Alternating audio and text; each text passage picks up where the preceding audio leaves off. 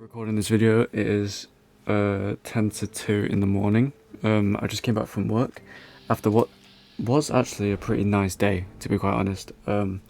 Normally lately these days have been just really rough, and people like to take the mick as soon as I'm about to finish work. It's a lot of face-to-face interactions, a lot of confidence that I don't really have, to be quite honest, but that's not the point in this video. If you want to tell by the title of the video, I'm in a dilemma, in terms of just me personally.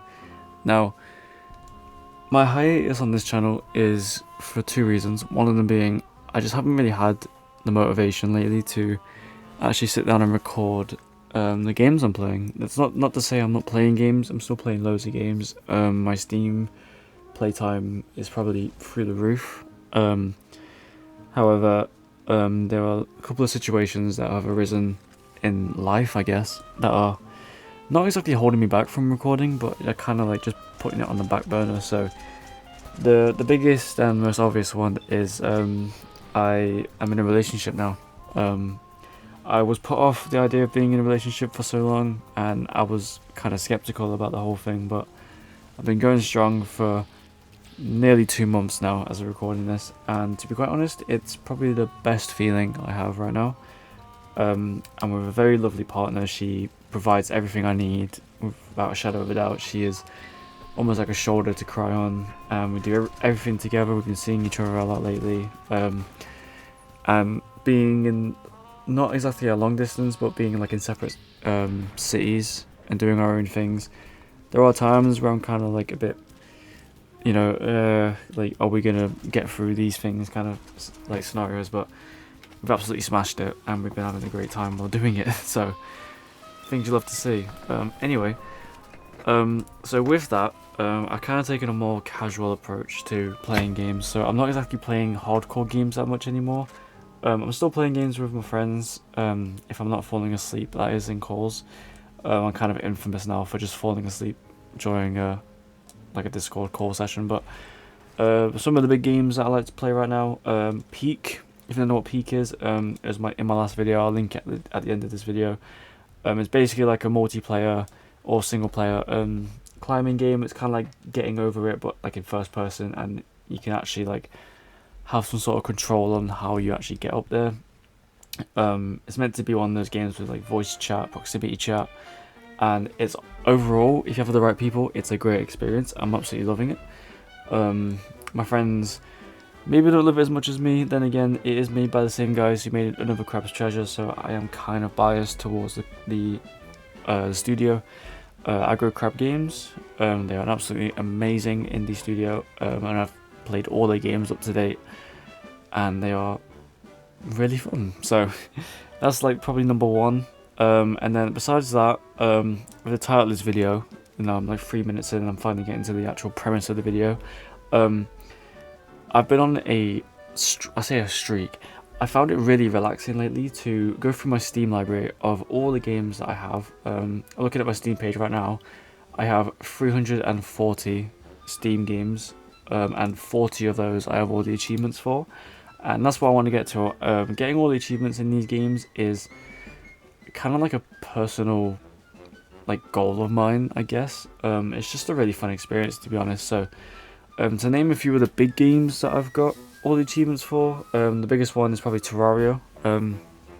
Just under 400 hours on Steam alone for that game. It's probably my favorite game of all time. Like, I played it in around 2013, I want to say 2014, 13. Near enough like at the launching points of the game. I believe, if I can research this really quick, I want to say it came out around 2011, and it did.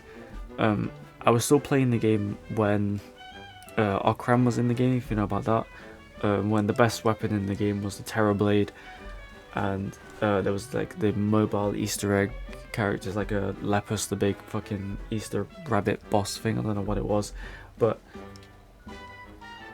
I was basically there from the start, so that's probably my favourite game of all time.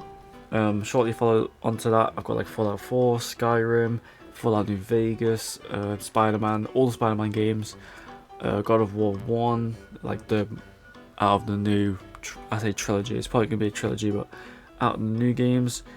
Oblivion Remastered, I just got the Platinum for about a week ago now, just under. That was really fun. Another Crab's Treasure, I've played through that game so many times, so I know it like the back of my hand. High on Life was a good one, made by the Rick and Morty team. Big Rick and Morty fan, but out of all the games that I've platinumed, I think what comes to mind is one, I get to try out games that I've bought on Steam, like in a summer sale or a Christmas sale or like a 2-in-1 bundle kind of thing. I can get into a game and then, like if I, say for example I play a story game, let's say I play Spider-Man, right, and I play through Spider-Man 1 and I just do the campaign, like I just do the main story, you know, I fight Doc Ock at the end and I save New York from the Devil's Breath and I beat the game there and then. I have minimal upgrades going into the final battle, you know, I've got enough HP and enough like talent points and skills to pretty much beat the game, but I don't go above and beyond to finish the game, so I don't really go for like 100%. That is, in a way, like, that's fine. Like, if you're not someone who plays or strives for like 120% completion, that's fine. The game does offer you the option anyway after you beat the game to just like go through, collect all the stuff, do all the challenges, all the DLCs, and then you can start a new game plus if you feel like it. So imagine I just did that and then stopped playing. Like, I feel like that would just be like, narratively there's nothing more to the game, like there's nothing more the story can offer unless I play the DLCs. But let's say you don't own the DLCs and you want to get like all the achievements for the base game, you will have to play through the story again. But I think that's like, it gets to a point where you play the game for the first time, you've mastered up to that point, you've played the game to your own pace, you've understood what you're doing, and then after that you play the game again for the extra achievements. Like say you have a save file and you beat the main story and you get all the like side quests, all the collectibles, all that stuff, and then all that's left between you and the platinum achievement is New Game Plus. Especially for Spider-Man, I think I whizzed through that campaign on New Game Plus, obviously skipping cutscenes and skipping all the interactive side activities and all that stuff. Obviously there was some that are mandatory, like it will show you your first time using like the radio towers or the first Fisk hideout, that kind of thing. But once you actually get like full control, once you get like full control over your character half the time, it's honestly such a breeze. Like you can play on the easy difficulty or like ultimate difficulty if you haven't played it yet, and you can just whiz through it. And I think it took me around 6 hours to beat the first story on New Game Plus. Miles Morales was about 3 hours because that game is honestly too short. It was really fun.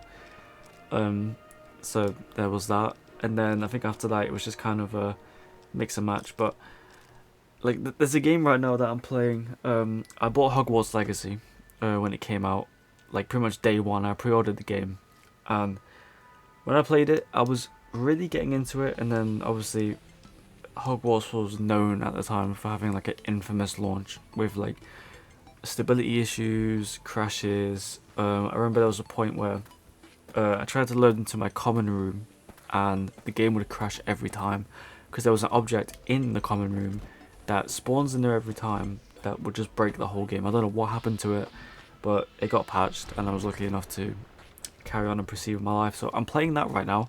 I've currently clocked in it says 32 hours on Steam, but I did delete my save file and reset my achievements to replay the game again. But when I started this second playthrough, I think I had 20 hours on the main save at the time, and I got to I think like level 23, but I'm like level 14 now, so it was really not hard to catch up. But I'm having a lot of fun with the game, and I really want to go for the 100% completion. I have tried the Quidditch game, but I'll be honest, it looks more like a mobile game than it does a fully licensed AAA game on Steam. But I guess there's points for everyone. So yeah, with these platinums, I think for me it's more like I'm taking a more casual approach to how I play games now. I don't really see the point in playing games for the sake of like speed runs or funny moments. I mean, obviously, if there's a funny game involved, I'm gonna play it. Like, I've played so many funny games. Like, obviously, High on Life is riddled with like my kind of humor, like the slapstick Rick and Morty comedy, like the super smart but also incredibly stupid moments, kind of thing. But I mean, just like, I don't buy a game to then just like play one session of it from start to finish, like story wise, and then stop. I mean, I did used to do that quite a bit. There'd be like Call of Duty campaigns. I'll play on Recruit just for the story. Like, I remember I played Black Ops 1's campaign. That was the first campaign I played on Veteran, and that was the last one I played on Veteran because I realised like a 15-year-old me at the time was just too busy like making Kino de Toten camping spot videos and how to always get the ray gun off the Pentagon Thief in 5, like that kind of era. But I think there's just a certain like tick in my brain that goes off whenever I get a platinum achievement in these games. Like, I think the best feeling I got was when I finished all the Bendy games. Well, I say all the Bendy games.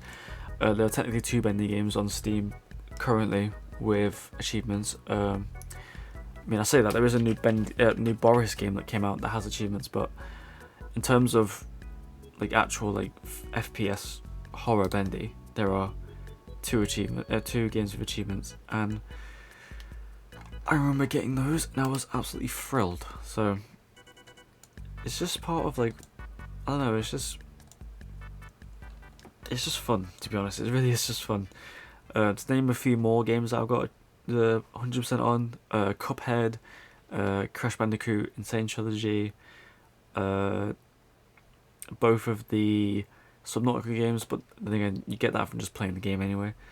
SpongeBob SquarePants remastered, Shipwreck 64. I do want to make a long playthrough of that game because I haven't played that in a while, so that'd be really fun. It's also at ARG, so I feel like if I'm gonna play that, it's gonna be in like uncut like sections. Like, it's gonna be like one whole thing, so look out for that. But I just wanted to kind of talk shit really about well, just anything really. But I will return eventually to this channel. To be honest, I will just upload when I feel like it. Probably when I get like a huge milestone in the game and I want to show it off, because I don't know, I just kind of want to. But anyway, thank you for sticking around. If there's any content you want to see from me, let me know. I've got a load of games. I've got a much better PC rig now. I do kind of want to start playing Borderlands 4, but I'm gonna wait until it's on sale at least, because I've heard that the launch isn't very good. So until then, thank you for watching, stay safe, and I'll see you later. Take care.